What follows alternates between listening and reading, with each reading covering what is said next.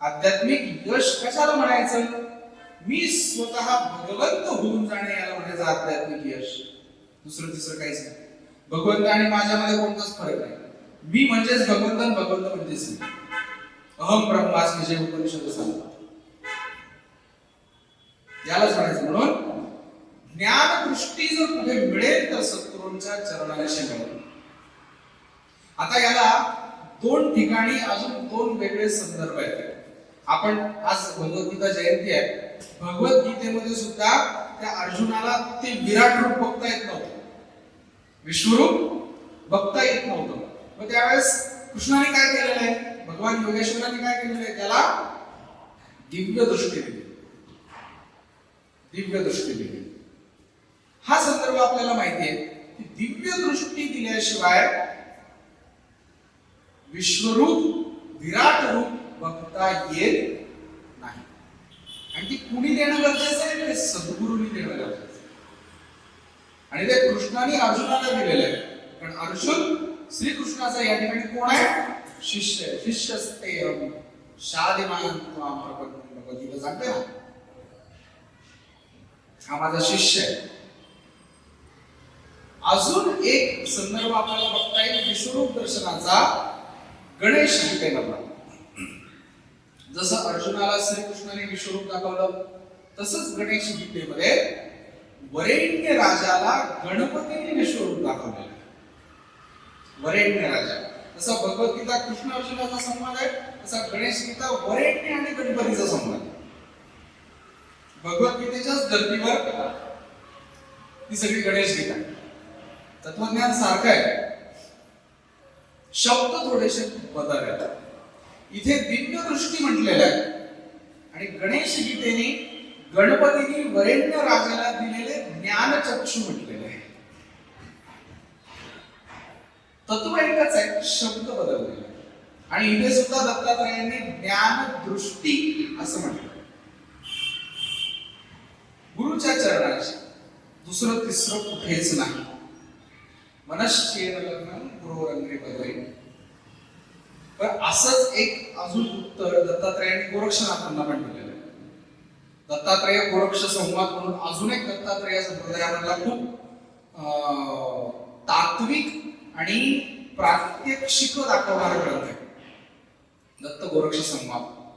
गोरक्षनाथांनी हाच प्रश्न दत्तात्रयांना विचारला की प्रभू मला सांगा की माझ्यासाठी ब्रह्मतत्वाचे दार केव्हा उघडतील? कै विधी खुले ब्रह्म कपाट, असा गोरक्षनाथांचा प्रश्न आहे. मला ती विधी सांगा की ज्या विधीने मी ब्रह्मतत्वापर्यंत जाऊ शकेन, भगवंतापर्यंत जाऊ शकेन. तो परब्रह्म परमात्मा परमेश्वर समजण्यासाठीचा विधी मला सांगा, गोरक्षनाथांनी विचारलं. दत्तात्रयांनी नेमकं उत्तर दिलं. जसं मातेला उत्तर दिलं ना, ज्ञानचक्षु सद्गुरूंच्या चरणांशी मिळतील, तसंच गोरक्षनाथांना सुद्धा दत्तात्रयांनी सांगितलेलं आहे. गोरक्षनाथ विचारतात कै विधी खुले ब्रह्म कपाट, दत्तात्रय सांगतात गुरुमुख खुले ब्रह्म कपाट. गुरुंनी सांगितलेलं जर तू ऐकशील तर तुला समजेल, नाहीतर तुला समजणार नाही. प्रात्यक्षिक आहे की नाही, जगता येण्यासारखे तत्व आहेत की नाही, ही दत्तांची शिकवण. आपण दत्तांना जे गुरुतत्व मानतो ना, त्या पाठीमागची ही समजूत आहे की ह्या गुरुतत्वाच्या चरणांशी मी शरणागत व्हावं. कारण गुरुतत्व आणि ब्रह्मतत्व याच्यामध्ये फरकच नाही आहे. गुरु म्हणजेच ब्रह्म, ब्रह्म म्हणजेच गुरु, परब्रह्म परमात्मा परमेश्वर म्हणजेच सद्गुरु, सद्गुरु म्हणजेच सर्वस्व. मंगलाचरणामध्ये म्हणतो बघा, गुरुरेव परंतत्व तस्मात् गुरुमुपाश्रय.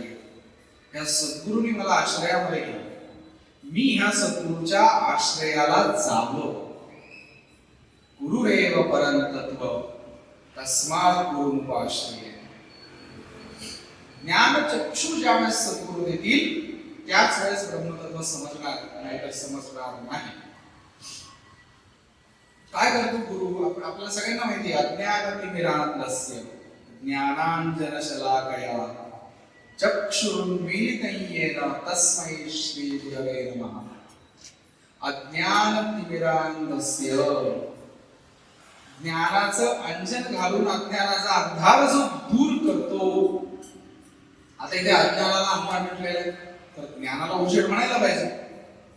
अज्ञानाचा अंधार केव्हा दूर होईल? अज्ञानाचा अंधार दूर करण्यासाठी एक वेगळा कार्यक्रम आहे का?